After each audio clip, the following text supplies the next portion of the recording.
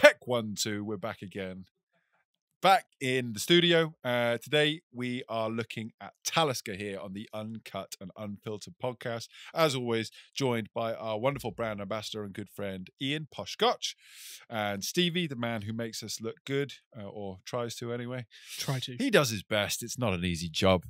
Today Talisker. Talisker, obviously one of the big boys as part of the Diageo portfolio, I would say. One of the ones that's kind of, is held on a bit of a pedestal. Probably the biggest, I reckon. Do you reckon? I reckon. That's interesting. I mean, look, Mortlach, Brora, these kind of behemoths are all in the same field of play in my mind. I'm not sure if I would single Talisker out, but it's definitely up. Well, they've got their four corners now. They've got Cleela, they've got Clynelish, Glenkinchie. But Talisker for me, I think they're probably their biggest range of single malt whiskies, right, in the Diageo portfolio. That's actually very interesting. Yeah, I hadn't thought about it from that point of view, but you might be right. They do a lot with Talisker, which is great. It's not a massive distillery in comparison to some of their workhorses. 3.3 million, 3.5. Yeah, I think sounds right. 3.3, 3.4 million, something like that liters annually. Obviously, over on the Isle of Skye. I mean, it is quite an expansive range and a strong range, I would say. A very strong. I love it. Love it. Yeah, no, for sure. Look, I'm excited about today. I'm very, very excited about trying these. Something interesting happened recently. We sat down, with Peter Stanton, and we did an episode here. Peter is one of our sort of most popular customers with the Whiskey Baron, but also a really valued member of our community, both at the Whiskey Baron and here with Uncut and Unfiltered. And we stopped off with him, and we were talking all about Talisker. And he said this about a couple of different distilleries. He wasn't singling out Talisker, but seeing as we're talking about Talisker today, I will bring it up. He said that he feels the quality of the 10 has dropped significantly over the last sort of 10 to 15 years. And for me, that was really surprising, in all honesty. I obviously, I've been in the industry 7 going on 8 years now. Knew Talisker before I got involved. Wasn't obviously a massive whiskey buff before, but I've had a great appreciation for Talisker since coming in. So I'm not sure I can see the difference. However, we were just talking about the colour, and I mean, Ian, if you want to lift that bottle up there, my guy, that is a fucking different colour, man. That is changed. Definitely since I've been in the industry, that is darker. And it doesn't look like a Talisker whiskey. It looks like some sort of fucking bourbon. I don't know what they've put in that. They've put in too much E150 is for sure. It does look like it has a little bit of a kind of tanning shop addiction, doesn't it? Right? Do you know Been what? on the sunbeds. So I can see both sides of Peter's story. The map label Talisker 10 of the 80s and I think up till the early 90s, legendary, goes for big money on auction. You're looking at 300-400 quid a bottle. Right. And it is absolutely fantastic whiskey. I'm going to say that since that period, we're talking nearly 30 years ago now, I've not seen from the bottles I've had a massive change in quality. Okay. And obviously once you go back in time that much, you've got all of the science and myth and art around bottle aging and storage of the alcohol as well. So goodness knows how good that Talisker. And not 10 only was. that, but also as well, I would say there's a large thing to be said about the distilleries and the amount that they were worked back in the day, whereas nowadays they are mostly at capacity. Yeah. And so the quality of liquid straight off the stills was even different. So look, I appreciate that there's going to be a little bit of a change in quality. It's not something, like I say, that I would notice, but it was really interesting him saying that to me there the other week, and now us sitting down today. And before we started rolling, the first thing, thank you, Ian, the first thing I noticed was, I mean, that is not natural colour. No, it's darker than the 18 that we've got. It's ridiculous. Fuck right off. That's silly. Ruggedly Maritime, Sweet Peat, Pepper, shit tons of E150. Why is that not on the label? Fuck. I mean, honestly, look at that. That is dark. That's ridiculous. That's just, I'm not almost happy. as dark as your 27-year-old Redbreast box there. Do you know what I mean? That's a good comparison to draw. It's very, very red. That makes me question the got to be careful here. I don't want to make more enemies. I love Talisker. I will Do say you that want to go first. to Talisker? And I want to go to Talisker. I want to go to And they were only Talisker. just messaging us and they saw a picture saying, "Oh, let us Please. know when this is all airing." Maybe they Please. won't but let's want be honest. Let's be honest. it's I am way- concerned Correct. about Yeah. the quality and integrity of the product moving forward if they are pouring this I much don't think it's E150 into anything- the 10. I don't think it's to hide quality, obviously, because you're going to taste it and you know the 10. Though, as you say, Peter's comment. However, they've just rebranded, right? Or the labels are Yeah, new, the fairly labels, new. the boxes are new. So they've And obviously you know what? gone I with a whole actually I new- quite like the rebranding. I Yeah, I think like it's it. sexy. As It's cool. the rebrandings go, there's a lot of rebrandings recently. I really like the Talisker rebranding. Whoever's been responsible for that has kept the essence, but they've also good. zhuzhed it up. It's fresh, it's cool, it's funky. It stands to fuck out on Yeah. a shelf, I'll tell you that. Now, I think Beautiful with photography. that, they've Really also cool made photography, right? a conscious decision to then make it more appealing on the shelf. But then saying that comes in a box. So, So my understanding is that when they did the rebranding, it's Talisker always have had like quite a environmentally conscious approach. They sponsor that Atlantic rowing. They give a bunch of money to kind of like ocean based charities. My understanding is they were able to reduce like the amount of cardboard, the amount of paper in the bottles, make everything more recyclable at the same time. So I think it's genuinely a kind of But then they're cool adding reason for doing E150. That doesn't seem environmentally friendly. I don't know. To anyone, right? This can't be good for us. Though, Can't be good for sorry, the environment. What's I it kind of adding? nearly caught myself out there to say that it's probably for a, on the shelf point of view, not for supermarkets, but comes in a box. However, I noticed that any pub I go into doesn't really sort of, focus on whiskey, let's say, just any pub, there's always a Talisker 10 on the bar, right? It is. Always. It is in a most staple. pubs. It's a good staple. Yeah. And I have to say, for somebody, that's a really good point to raise, Stevie. For anyone who's not into whiskey, but is maybe in the pubs regularly, wanting to get into whiskey and thinking, where should I start? I think the Talisker 10 is a really good place to start because it's got some depth, it's got that smoke, it's got that kind of fishy, salty salinity, that kind of, that coastal maritime note that people often refer to. From but what it's you're also, offered in a pub on the shelf, it's really good. it's good. It's very good. You know? And normally well priced as well. Normally very well. Yeah, I think for me, like, and it was my gateway into peaty whiskey. It remains my favorite smoky whiskey of all distilleries. And I think again, That's interesting. for me, it might obviously not be natural color, unlike say Burner 12 Might and not Springbank 10. No, sorry, it isn't. It's not. It's yeah, not. If it's drop But now. again, the Talisker comes, unlike some other distilleries, in that kind of fairly basic supermarket price point at the higher ABV. Right, everything's 45.8%. Right. Okay.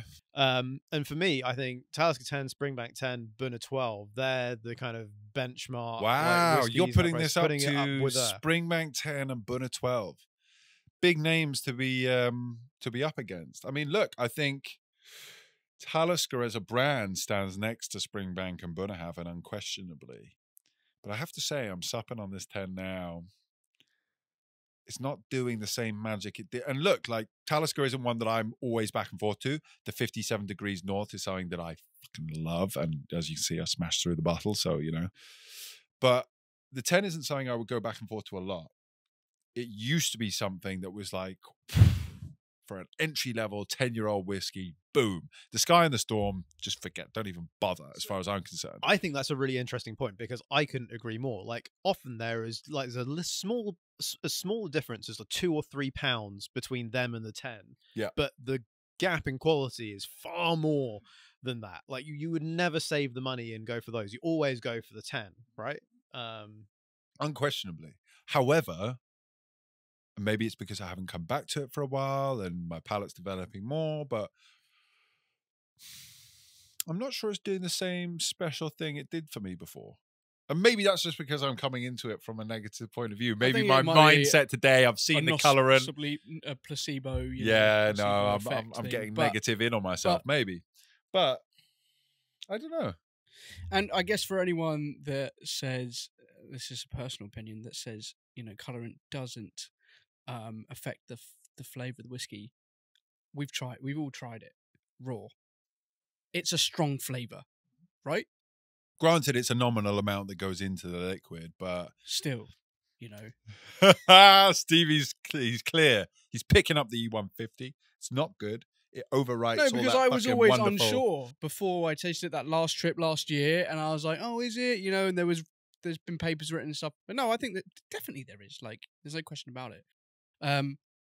And that 18 there. I mean, Jake, if you want to hold up the 10 and the 18, you know, that says it all, really. I don't know what they're doing, and I think they're appealing to. They're playing silly buggers there. I don't know what they're up to. They're not appealing to the enthusiasts. They're obviously appealing to the mass market, and a fair play. But unfortunately, the enthusiasts are what going to carry on. So look, like you say, it may very well be placebo effect, and I don't want to be too negative because Talisker 10, even as I'm sipping on it now, is a very good whiskey. I'm not arguing that. I'm thinking about when I started drinking and Talisker 10 now, now, whatever. Where does it sit? And maybe it is placebo effect. I'll restate that again just to make sure everyone at home stays calm. But this to me feels a lot flatter and tastes a lot more like E150 than it used to. It tastes the depth, the complexity that I know we are coming on to and that used to stand within the 10. This for me now, I'd be really interested to try the Skye and the Storm again. Because to me, in my mind, where I remember this being, it's now more towards the Skye and the Storm.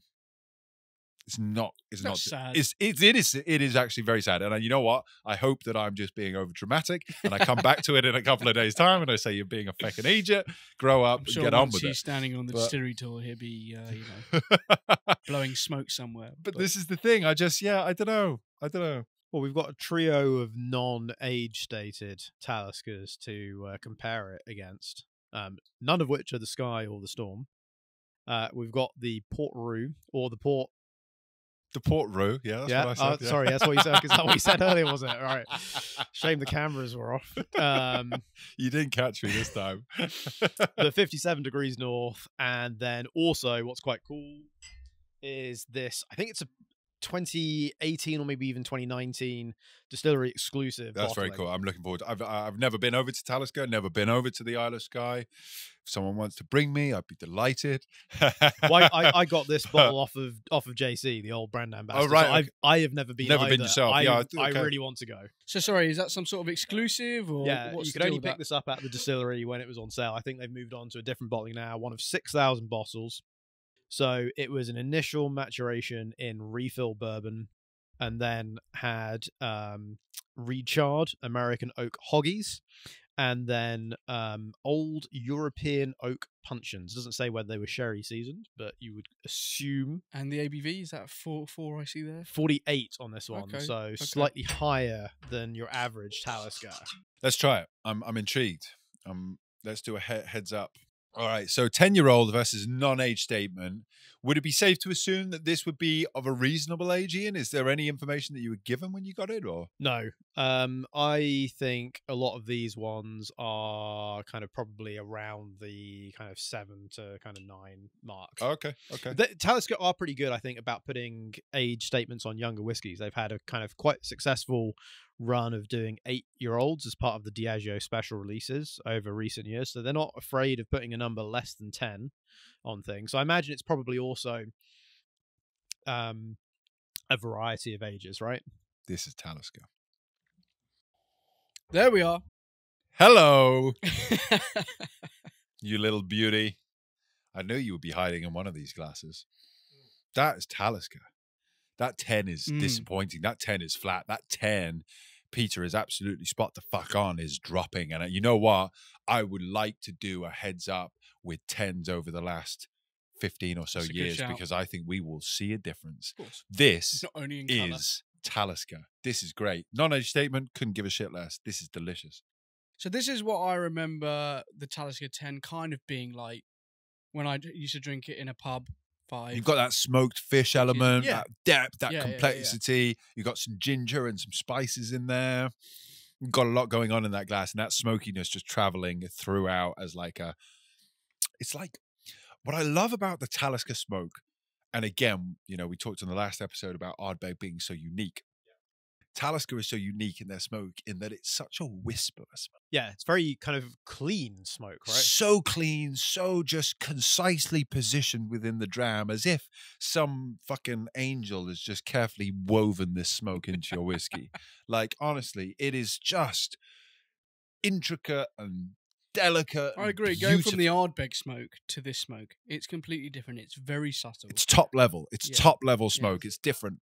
Subtle, I'm going to say, is the wrong word. Sorry, yeah, maybe. Well, compared to the Ardbeg, though. I'm going to say elegant. Okay, all right. All right, posh Scotch. No, I know what you mean though, Stevie. I think it's subtly placed. It's not something that's going to, you know, smack you right in the face as you go to take a whiff. It does linger. But it hangs around. It is elegant. It's Moorish. It's just, it's Talisker. I love it. This is what it's all about for me.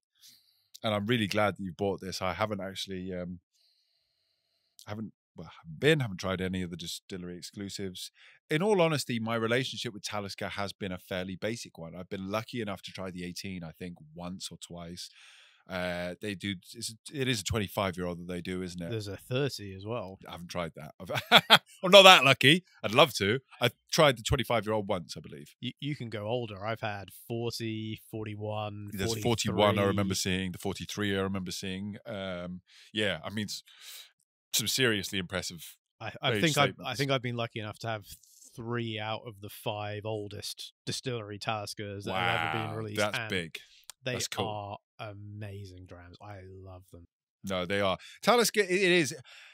It's such a shame that you can't access the liquid as an independent bottler. Like, I've not even like nowadays, I've never seen an independently bottled. That was one of my questions today. Because one actually good fucking luck. Yeah. If you can buy one, I don't want one. I'm going to beat you into submission until you give it to me. So you guys can correct me if I'm wrong, but I've never seen an IB Talisker. Okay, No. I have a couple. Okay. Really? Yeah, well, actually, one came out very recently. There's an old malt cask that came out in the last 2 or 3 months. Okay, old malt's a bit different because they've probably been holding that cask for a fucking hot minute, right? Well, I think it was an 11-year-old, so they probably had it for the full 11 years, yeah, right? Yeah. But the price of it, Go on. 11-year-old, £160. I'd probably still buy. That Was it single that cask? sounds kind of Single reasonable. cask. That's Single cask. that sounds pretty for reasonable. something that doesn't pop up like that Old malt on IBs. cask, Why not? For old malt cask, it is expensive Yeah. as a brand, but I think that in and of itself shows the value of that cask. Did that actually sell recently? Yeah, I think you can We're still... not going to air this episode until I bought up some of those bottles because I don't want any of you at home buying me out of the I think bottles. I think it's a sherry butt as well, which is obviously quite unusual Oh, for Talisker. We're just going to take a quick break while Jake gets on his phone. Hold on, I'm about to buy up all the stocks available. No, that is few right up my moments fucking. later. That's cool. And the other one? I saw a good few years ago on the other side of the Lang family, a Douglas Lang bottling. I think it was an 8-year-old though. So Not again, interested. it wasn't. Let's move on. So, can Jake talk and purchase at the same time? So this is Diageo owned. Let's talk about Talisker again. Diageo have owned this for over 100 years. Yeah, we were saying this before. I think it's 1916. It was obviously Distillers Company Limited at the time, bought the distillery. But what I find really interesting about Talisker, two things actually. First of all, it used to be triple distilled. Yes. Which, as a Scotch whiskey, particularly like 1916, they bought I think it was 1916, the DCL bought it. But it was triple distilled before that. So, and I think they stopped it like 10, 12 years after they bought it, triple distillation was out. I would be fascinated. I don't know what happened with the still and if it's still there, what the crack is. I'd imagine they probably got rid.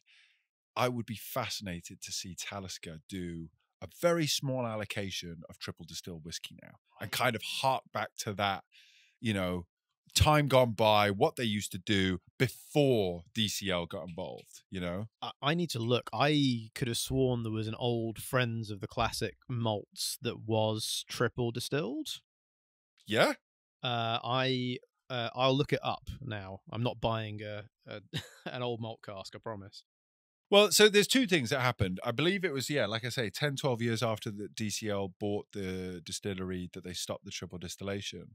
But they also used to do their own maltings, which obviously makes sense being, in a remote location, Isle of Skye, only distillery there. Is it still the only distillery? No, you've No, got there's, Torvaig. Thank you. And is course. Race there? No. Rassay's on Rassay, which Rassay. is next door. It is Okay. technically a It's separate next door, but sorry, Yeah. I knew there was another on Isle of Skye, but it was the only one for a long time, so you can understand why they did their own maltings. Again, I think a release where they did some own maltings, maybe half of that was triple distilled, it would kind of hark back to, this is what Talisker used to be. Because again, when you are that kind of, up until very recently, the only distillery on an island in Scotland, that is huge heritage. There is so much weight to that. And I think that, as you say, Ian, like the brand is so strong. They have so many different expressions, so many different, I just think it would be really cool to see them open up a little bit more and really tap in to the whiskey sort of, connoisseur, aficionado community where people will be excited to see something different. They could still do it. So I just looked up. There are a couple that have been down as friends of the classic malts that were, triple matured, not triple distilled. They haven't done it since, but they still have that very unusual setup. They've got 2 wash stills and 3 spirit stills. So they still have that? Yeah, still have it. Okay, so why are they not using it? That's fascinating.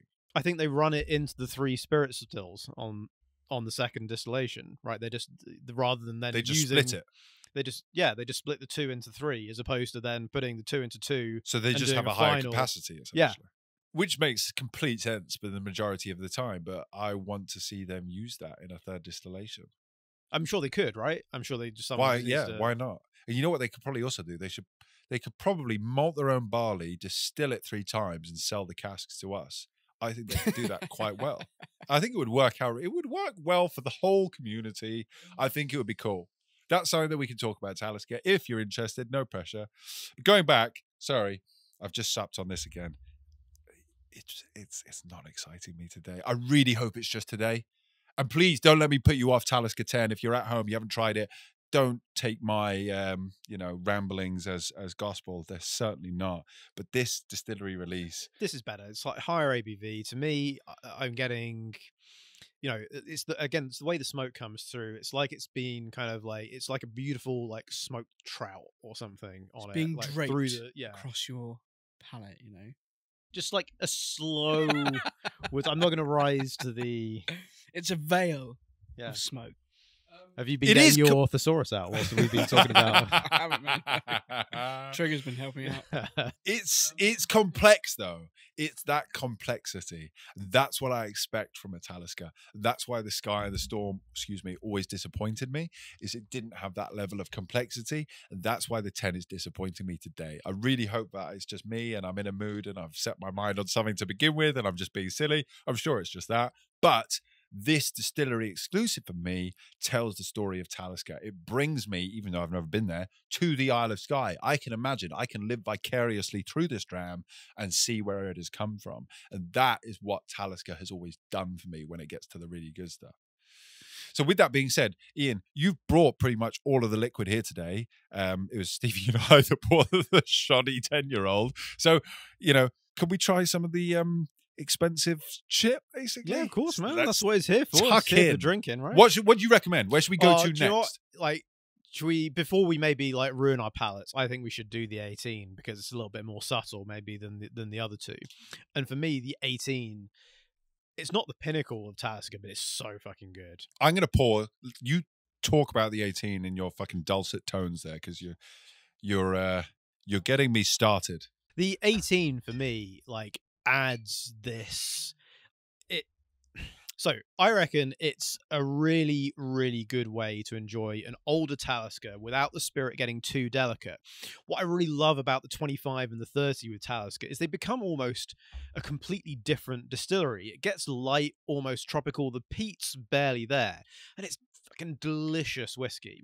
But if you really like that kind of chilly heat and the kind of elegant smoke of the Talisker spirit, you start to lose a bunch of that. And there's absolutely nothing wrong with it because it's so good. But the 18 is, for me, like that meeting point where neither of those two sides are winning. You're kind of in the middle. It's the only part of the core range where I think you get that. The best of both worlds. Yeah, absolutely. So sorry, 18 is part of the core range. Oh, of course, yeah. Oh, okay. yeah. And Was it's it such up a to staple. 25 or something? And this is what's great about Talisker, as you, Terry, just going back to what you said at the beginning, their core range is expansive, but it is consistent. They have always been putting out good quality, high age statements, as well as the sort of non-age statement stuff. I'm really excited. So again, the non-age statement stuff. I think there's a really, really good lineup of non-age statement stuff. I think the Port Rouge's cool. This distiller exclusive is cool. The 57 degrees, I think, has been binned now. I don't think you can buy it anymore, sadly. Can you not? But there's also the Distiller's Edition, which has got some more of that. Then definitely don't air this until I tell you.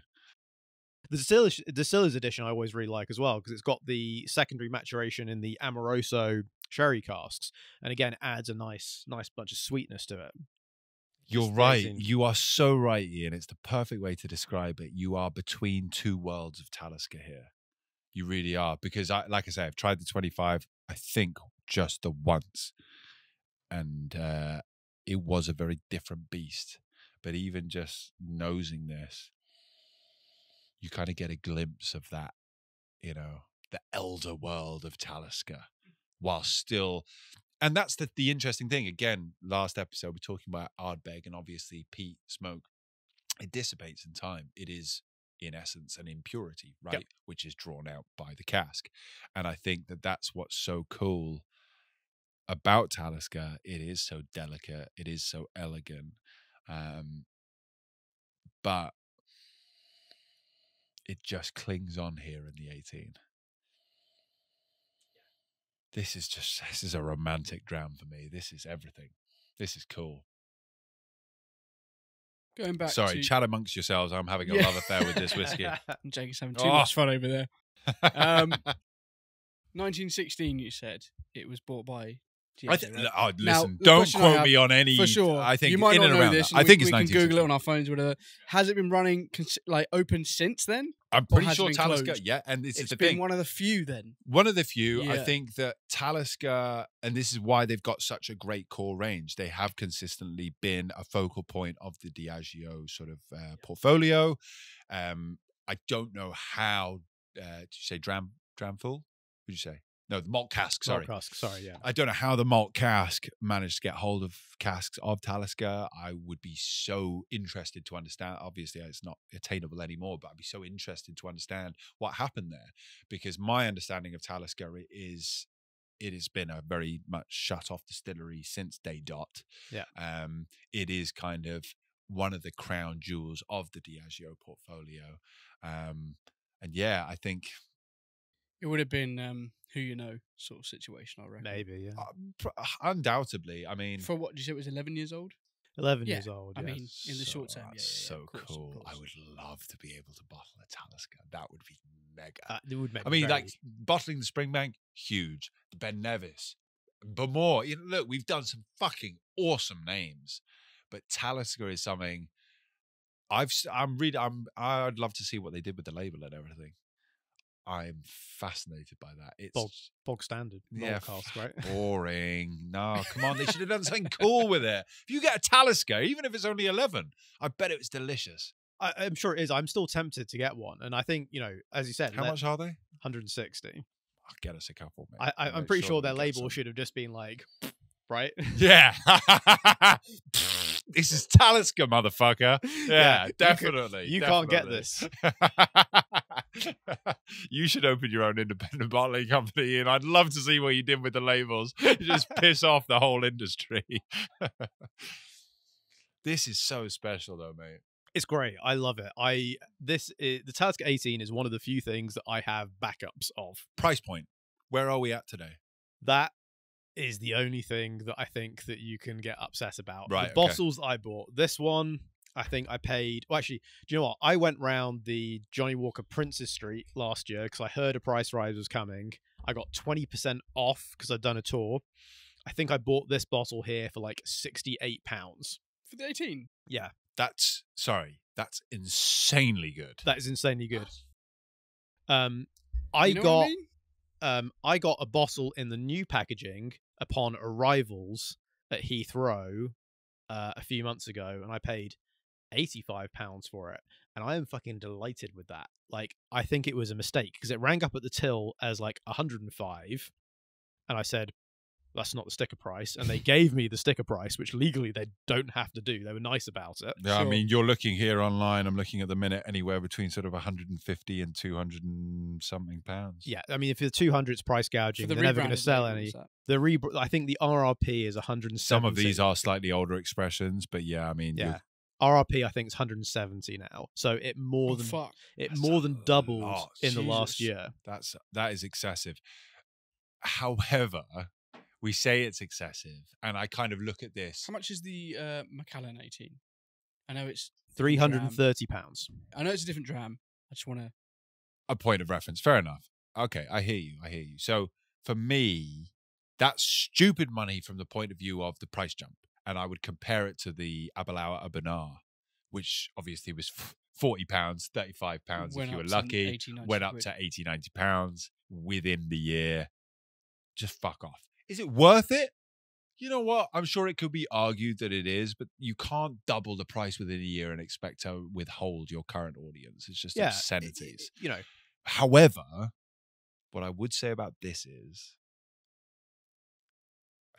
I'd pay 170 quid for it. It's really good. It's so good. good. It's really fucking It's good. good. 60, 70, 80, 90 pounds. That is obscenely good. Well, you'd have to, Jay, because you paid 180 for a non-age statement of our beg. Yeah. So I seriously, if I hadn't been flying I got that's very true. When I got that bottle at £68, it was A, one per person, and B, I was flying and didn't have enough space to bring back more this was than in one. duty free, was it? No, it was at Johnny Walker Princess Street about 12 months ago. Gotcha. Oh, really? That not long ago, really? Then. Yeah. So they had Fucking you hell. couldn't find it in shops. They The still had some there. salinity in that. The depth of flavour is just phenomenal. I'm sorry, Well, I'm you can sitting just on the- taste I've been the pushed vintage. forward by You this can big just lump, but appreciate. It's the way the It's so sweetness good. comes Time through is- as well. yeah. it's so good. I don't want to drink anything else ever again. No, but for today at least, I'm not interested in the rest of it. I was really excited about the 57 degrees north because it's been a while since I've had it. Yeah, put that I don't away give now, a fuck. mate. Give me this.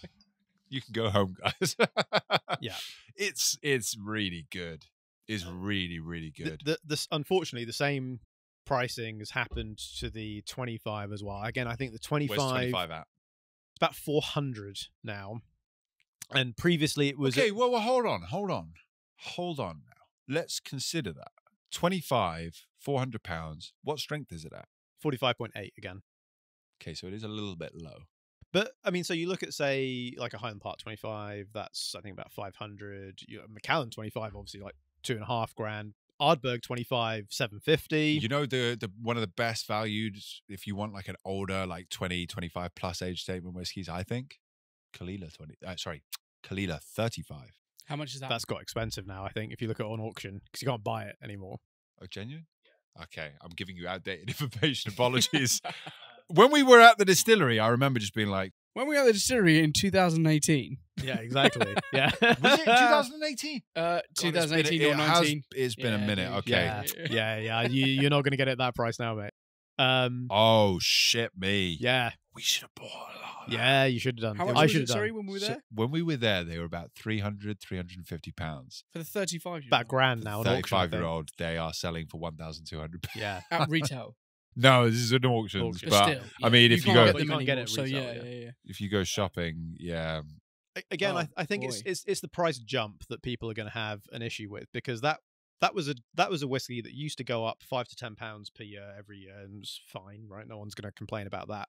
And it got to the point where it was maybe 240, 250, and then new packaging, new box, 395. And obviously not as much as a percentage jump as the 18, but still a big jump. significant. It is significant. No, look, fair enough. I appreciate that. What I would say to it is, it's 25 fucking years in oak. Pay some respect. You know, you need to know what you are drinking. You need to be able to, you know, look, if you can't, it's like, I don't know. with whiskey, some things are out of your price range, and that's okay. You know, that's where you're at in your journey. That's fine. There are certain things that I would never dream of buying. I'd love to taste them, but it's well out of my budget, you know? And I think it depends on where you're at and what you're willing to spend. And I think that 25 years in wood, 25 years of people watching over your cask with the highest level of experience and just making sure that it is Just 25 years. just even, quarter. you know, just 25 years. Fucking Well fucking century, said. dude. Forget about You the know rest what I of it. mean? 25 years. It's a long fucking time. It's a long Pay time, the mate. fucking invoice. Do you know what I mean? Pay the price and enjoy it. And I think that Pay the man. pay, Well, you can't say pay that, you. can you? Pay the woman. Pay You the know? woman. Could be a woman. Pay someone. Pay, Just pay them. just pay for it. No, absolutely. That's a big number, really. And I guess again, we've said this many times on podcasts. We take those numbers for granted sometimes. Listen, we were drinking 150-year-old port in December, right? 25 years. I is think a people in fucking long general time. take this all just for granted. Like, it's 25. I'll just do it. You know, in the wash it off. whiskey scene, right? Yeah, of course they do. Of course, it's just whatever. Think about what you were doing 25 years ago, hey? Oh, shh. Yeah, I don't even know what you're going to say, but don't say it, okay? But this is the thing, and going back to this 18, what were you doing 18 years ago? You know, how much have you developed? How much have you matured? Not this much, because this is fucking delicious. I'm not this Speak good. for yourself. Do you know mate. what I mean? Okay, but I will. I'm not this good. I wish I was this good. Okay, I'm 28. This is 18. I know what it is. You say, like, Jake, what were you doing for that? You weren't even born. I was 20. I'm not that old. Ian's feelings, yeah, he's It's his feeling birthday Monday. Is it? Everybody, this will go out after his birthday. Monday. Fair play. it's his I knew it was coming off. birthday. I didn't realize it was so soon. Cheers to your birthday. Oh, Happy cheers, guys. birthday, mate, for Slice of Monday. that. Thank you. Everyone, if you're watching this, doesn't matter if it's 3 months after its launch, log on to Posh Scotch's page, wish him a happy birthday. He loves it. Go and bombard him, please. Annoy him. I can be like the Queen. I'll get a second birthday. Well, not this. Thank you for sharing this 18-year-old. Thank Now, listen, you I so came much. into this. This is great. I've drank the 10. That's pretty much, and I've had the 57 North when you bought it. That's all I really know of Talisker, and I appreciate Talisker, but this 18 is just again one of those drams that just brings a distillery into your field of view that you didn't really think of before. For me, anyway, because I said 10 and 57 North, but Jesus Christ, I'm going to look out for more Talisker now. Yeah, no, definitely. Look, and this is the thing, and this is what I love about this, is the complexity is there. You've got the smoke, you've got the salinity, you've got the bitter chocolate, you've got the spice, you've got so much happening. It's just wonderful. And look, I mean, the price rise is not really stuck at auction. People are absolutely not flipping like the new one. Like, you can go and buy these older bottles on auction. I think you're probably paying 100 to 120 plus fees now. But I think, again, considering Reasonable. the price of the average 18-year-old, Very reasonable. reasonable, absolutely. Definitely. And So we will be holding this episode back for a few months whilst I buy up all of the stocks of the 18 as well. But, you know, that's the price of entry. So unlucky. But yeah, no, look, I'm really, really glad that you bought this and that we didn't hang around on the 10 too long. I'm going to go back to that. I'm probably going to do a little video out to some other people in the next few days just to sort of correct myself on the 10. I think I'm in a bad mood today, maybe on that one. I'm going to give it a pass. we should do some other Taliskers at some other point, because I think the other thing that's cool about Talisker is it's the Diageo special releases. You see Talisker nearly every year. I don't have one open at the minute. I've got a couple lined up at home. We should maybe do another episode with some of them. There's been all kinds of different age statements, all kinds of different casks over the years as well. I think they did rum casks 2 years ago in 2021. Lightly peated Talisker last year. There's a really, really sweet tropical Talisker. It's a 15-year-old cask strength from 2019. I love.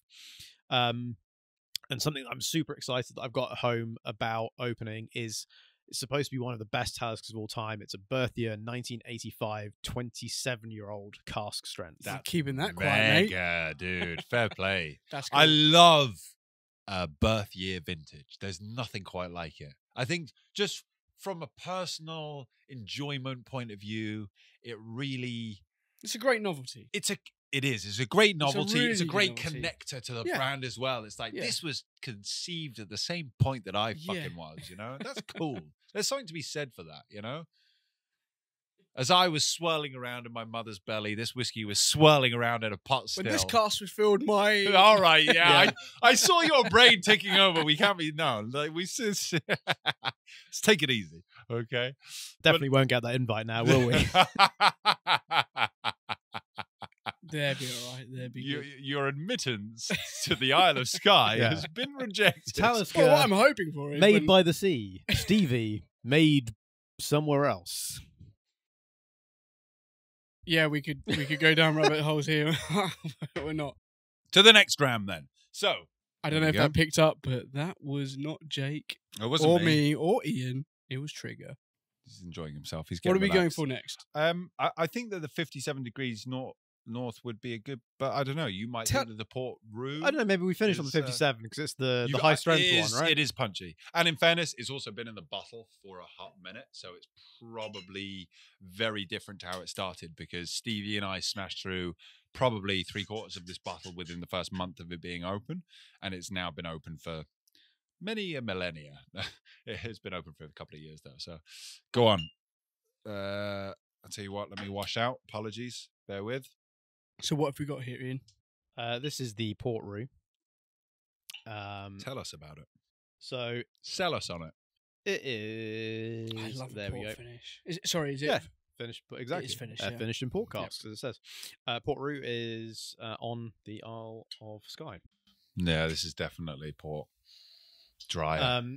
And again, I think Talisker don't go mental with advertising or anything else. Like when they have some of the no age statements, whether it's the 57 degrees north, which is where the distillery is on the map, Port Roux, which is there, the now discontinued Naste Point. Again, like they're looking at geographical places on Skye, which I think is a cool way of doing things. The only thing that maybe doesn't fit there is the new travel exclusive, which is the Surge, which I can only assume they've gone because they want a bit of alliteration between the Storm and the Sky. Yeah, I don't understand what they're doing there, to be honest, but fair enough. I've got a bottle of it at home that I need to open at some point. This is really interesting. The Surge was due to be my holiday whiskey when I went off traveling a few months ago, and I didn't realize that if you go to the Maldives, they steal all your whiskey off of you until you leave the country and they give it back to you. So I didn't get to drink it on my holiday. Not cool. Not cool at all. So for me, it's really interesting that these are all the same strength. Yes. I find this fascinating Yeah. within whiskies. I don't want to. I tell you what. I'd love to hear your thoughts before I go ahead and just barrage you with mine. So please tell me what you think about this. What's the question, mate? What do you think of the Port Roux? How do you like this? Well, I'm a bit of a sucker for A port port cask. finishes. Yeah, Right, okay, I yeah. am. How do you think it And I'll be sits in the honest, port we're cask? what 8th or 9th dram in. I enjoy this. I enjoy that just sort of like that dryness, that dark berryness. However, as I say, 8 or 9 drams in, we've filmed 2 episodes now. Could be fucking tasting anything. However, what I will say, it's a bit thin for me. So I wasn't going to say thin, No, but I was going to say it's a bit flat. I'm joking there. Yeah, so that's It is a bit flat. I could have had a bit more thickness to it. I a bit feel like more they've depth. watered this down too much. Yep, exactly. I feel like the port adds a wonderful dimension, and then just as you're getting to the tip of that, it just drops off a Gone. cliff, and Yep. you are goodbye. Thank you for enjoying this Talisker. There is no more of it. You know what's happening there? I don't like that. That's not. Sorry, so you're saying that they've finished all of these at the same ABV? Or pretty much? Yes. So the traditional Talisker bottling strength is 45.8%. This one is at 48, What's their reason for and that? this one is at 57. Other than that, these three are all at 45.8. What's their reason for that? That, I think, was the traditional strength that Talisker's always bottled at, and they chose to retain it. Don't buy it, but okay. Hey, look, I think that it works with the 18 really well. Like, I have nothing to say about that 18 that is negative. I Yeah, would but drink doing that it all just day. because they're I doing would it. bathe in Like, it. they're not I doing it love because it. It is suits the liquor. Sorry, with the 18, I disagree entirely. No, sorry, I'm not saying that, but I'm saying just this is what we do across all of them because it's what we do. Correct. And I was just about to single out an independent bottler, and I'm not going to do that because that's tight as fuck. But there are people out there, distilleries and independent bottlers alike, that settle on this, like, we're going to bottle this fucking strength because of brr. And it doesn't work always. Sometimes it works great.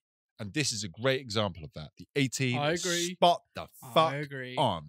The Port Roux, this is not bolshy enough. It's not holding that dryness. It's not holding the fruits of the port. It just starts to get interesting, and then it falls off a cliff. You're flat on your face. You're wishing you had more. It's a really good whiskey, but it's not where it should be. I know what you mean. It's a whiskey that could be better with either. I think it either needs a bit higher ABV.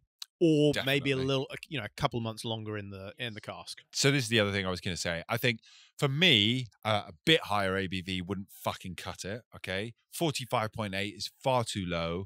It's not thin, but it is. I was joking. Flat. But yeah, no, I know what you mean. No, Sorry. you say you were joking. I understand where you're coming from. It's not thin though. It's flat. That's my issue with it. I know exactly. There's a lightness to it that I like, and so I understand what you mean by thin. But it's flat in as much as the flavors drop off. And I think that actually if they bolster up 55%, that would sit. And you're right. I don't know how long they finished this for. Maybe add another 50% of finishing time, Yeah. I think a few years It's here. interesting. You said this recently, and we won't name the brand, about a port finished cask that we had recently. I'm trying to think of what it is, but keep going and I'll get there. Yeah, go on. The Craigie. Okay. We had it this we week. had it. Yeah. This week. Okay, yeah, and yeah. you said the same thing. You said, it's all right. It's good. And for the price, it was fantastic.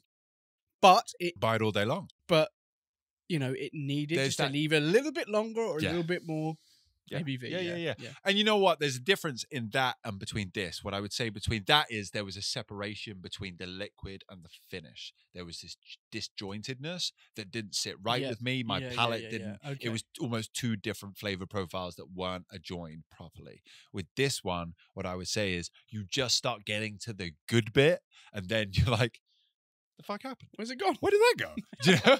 Like you're always looking around for the Talisker that was in your glass. Like, it's gone. No. Why is that happening there? I think two reasons. You're absolutely right, Ian. I think the length of time can be a bit longer, but I also think bush that up by 10%. How much is that? That's exactly what I was going to ask. Price-wise, I think it's about £50, £55. Fine. I would pay £60, £65 if it was at 55%. Okay. But do you think it's worth where it's at now for 45?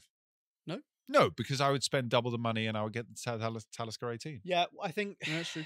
I think the other thing as well, we've not got it here. I've not had the most recent one. I really like the Distiller's Edition, which is probably, I think the newest one is like £60. Same ABV, Amoroso Sherry. I think that works really well when I've had it in the past. That's interesting. And I think that is worth the extra over the Port Roux. Okay. Interesting. You know what I think would be really cool to do with chat and shite? This is never going to happen. I'm never going to have the opportunity to play around with Talisker. Here, Talisker, here's what you should do with your business. Hey, Diageo, if you think you should listen to me. Fuck off, Jake, you twit. But if I had the chance to play around with Talisker, you know what I would do? I would start it off in a Fino sherry, in like a light sherry. Okay. I'd age it for the first 10, 12 years in sherry. Yeah. And then I would look to put it in either a first fill bourbon or a virgin oak cask. And I don't know how long, it would be a fucking experiment and a half. I don't know how long it would need to be in there. But I think what you would end up with is this wonderfully sweet berry-like Talisker. But on the back end, I think you would have the chewiest salted caramel. And that's what I think Talisker is for me at its best, is this kind of depth of flavor, not specifically berries, like I say earlier, gingers and spices and all sorts of bitter chocolate, dark, but this salted caramel, the salinity within Talisker, the smokiness within Talisker works really well as a salted caramel. And I think if they started off with sherry and then finished it, and I think virgin oak would be the way to go. Maybe 10 years, Fino, Palo Cortado, something like that. 2 years virgin oak. You're welcome, Talisker. Take it. Use it. Enjoy it. You never Just know. send me a bottle. Say thank you. I think that would work well, though. I think it would be cool. I think it would be really, really cool. I mean, you never know with those special releases. Like, they've done some cool stuff. Like the 40 and 41 that came out a few years ago, they were finished in proper bodega sherry casks. They come out of. I would be honored to try some of that. I would be blown away, no doubt. I'd shut my fucking mouth and just be like, "You just do you."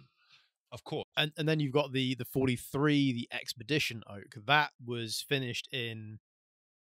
So what they did there, to make it legal, they got some casks, cut them into staves, stuck them at the front of a boat that was going around the Atlantic. Lovely.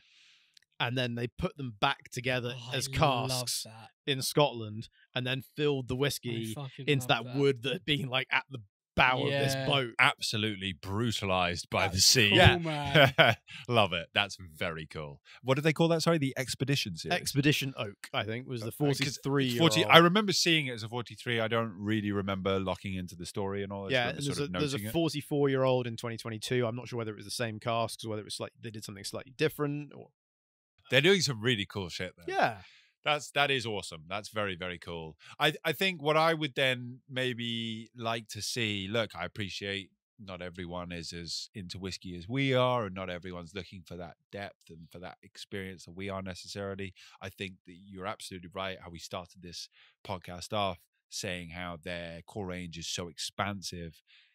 We need to go back to that because we need to pay respect where respect is due. They really do open this whole brand up to the entire whiskey community. And I will say again, if you haven't tried Talisker, you want to try Talisker, Talisker 10 is a great place to start. I know I've been a bit down on it today, but it's a wonderful, wonderful whiskey. It's really, really cool. But I think that there is something for everyone within this lineup, right?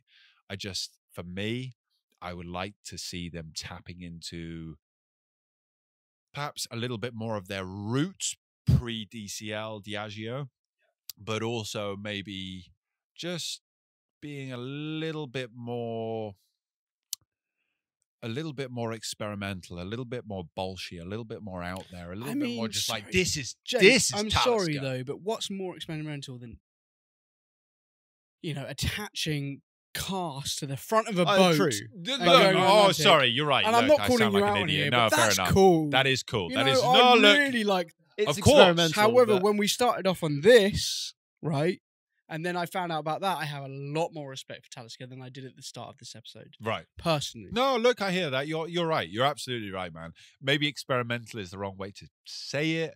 Maybe it's more about putting out expressions, even in limited quantities. Like, is there a Talisker society? Is there a Talisker, members club?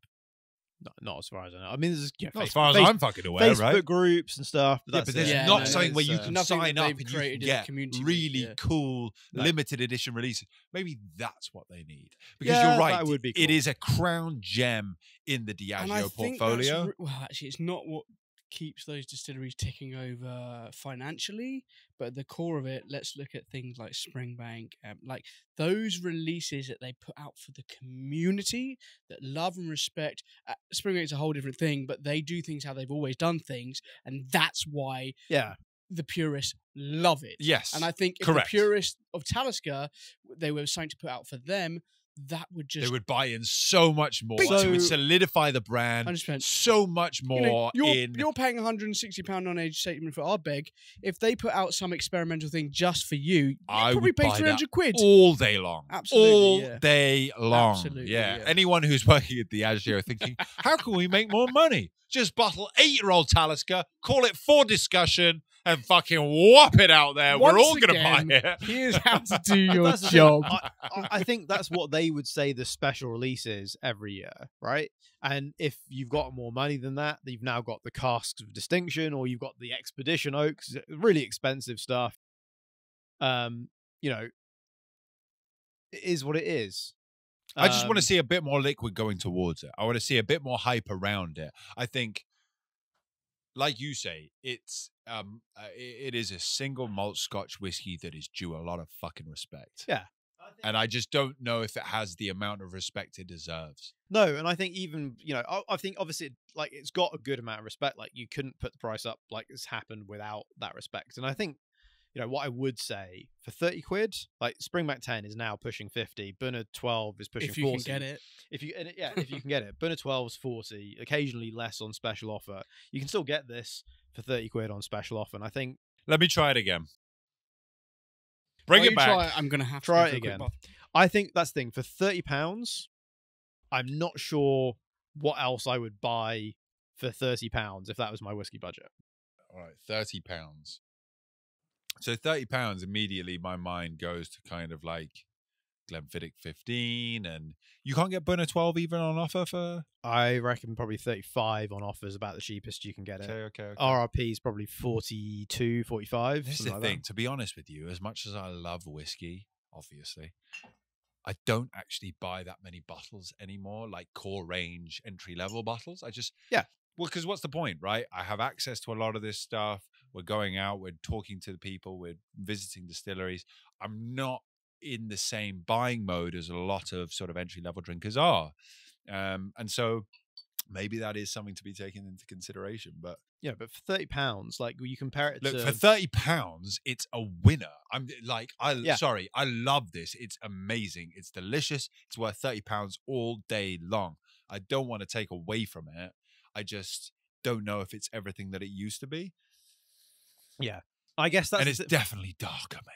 I know we joked about it. No, yeah, you're right. It is dark. And that's, I guess that's half of the problem, isn't it? Like for £30 with today's prices, even of glassware labels, you still get a box with it for £30. It's so difficult. It's so difficult to produce something for that amount. It's basically the same. No, it's fine, mate. Trig's having fun.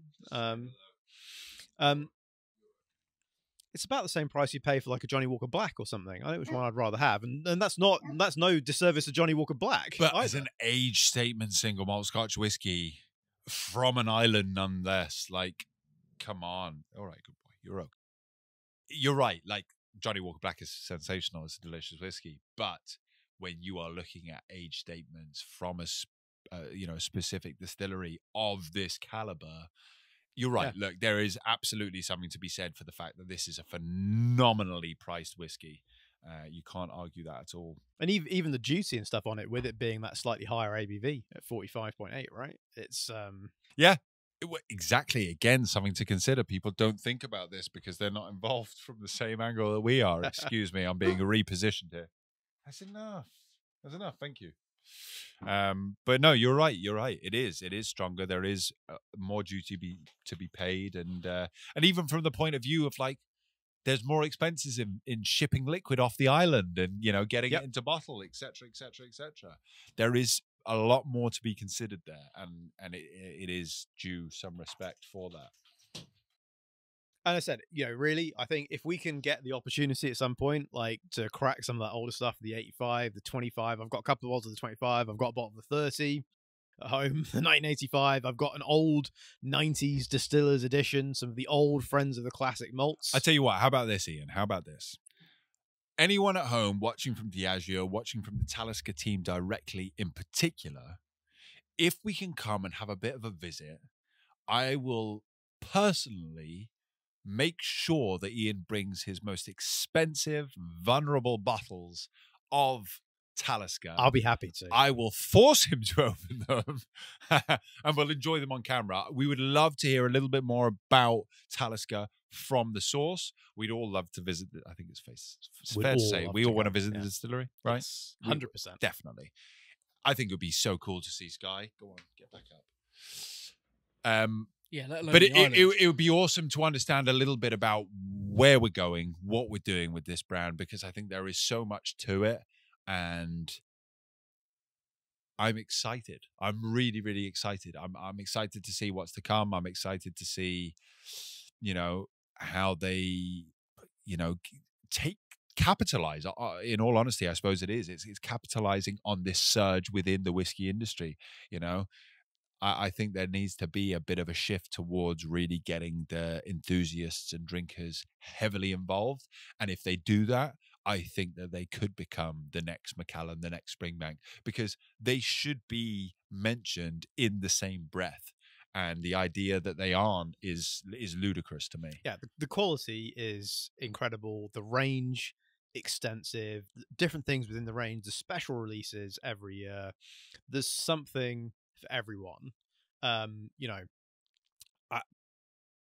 Springbank, because you've got Hazelburn and everything, I'm not going to say like that's necessarily like PC whiskey, because I think also it's generally quite lightly peated as well. So I think in terms of like medium heavy peat, like Talisker for me, like far like ahead of any other distillery for me. Absolutely. You look at the number of bottles on my shelf, like there's a few long grows and whatever, but there's dozens of Taliskers. Yeah. No, fair play. Look, I would agree with you. I think that for me, I would have to include Longrow in that. I would have to include Port Charlotte in that.